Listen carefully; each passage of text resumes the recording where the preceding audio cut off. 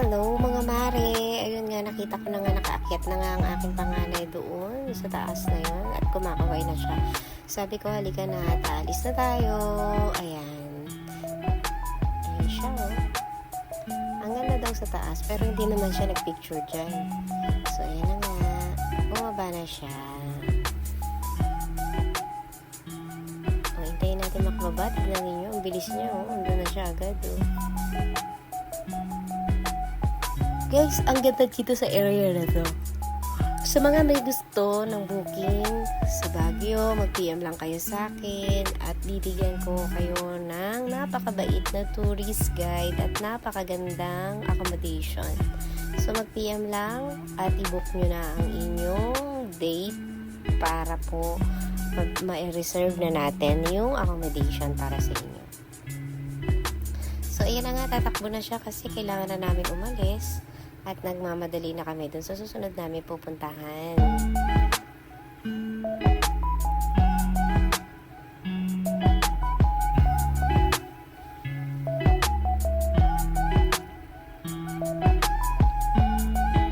So, yan na siya, oh.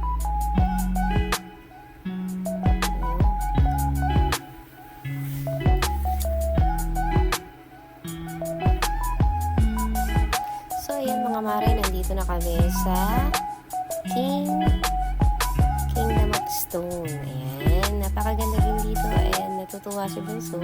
Kaya lang, parang inaantok na siya dyan. Yung mga oras na yan, medyo maligalig na siya. And napapagod na rin yung daddy niya kakahabol sa kanya. And hindi maganda dito sa mga ganitong maliit na bata sa ganitong area kasi talagang risky and nakakatakot. Ang daming akyatin and hindi mo pwedeng mawala sa paningin ang inyong mga bulilit dahil tignan nyo, super risky na talaga dyan.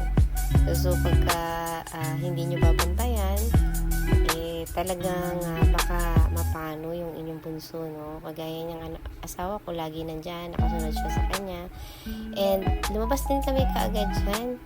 Kasi nga, takbo siya ng takbo and napakadelikado talaga sa mga maliliit na bata itong Kingdom Stone. So, next time siguro, pagka hindi pa napapagsabihan at takbo pa talaga ng takbo at malilikot, hindi talaga advisable na pumasok dito sa area na to yung mga batang maliliit.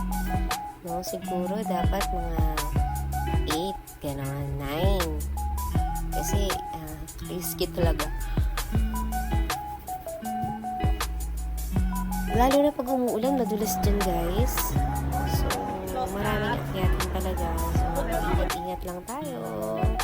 At doon sa mga senior na gustong makita ang Kingdom Stone, kayang-kaya naman. Basta may mag-aalalay at hahawak sa inyo.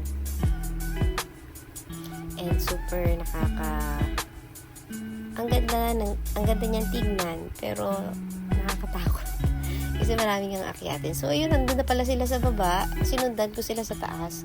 So, andito ako sa taas. Ayun, nakita ko nga sila. Tataka lang ako, paano sila napunta dyan sa baba. Kasi sinundan ko talaga sila sa taas. So, yun na nga. Dahil ayun, nandito na nga kami. At pauwi na kami.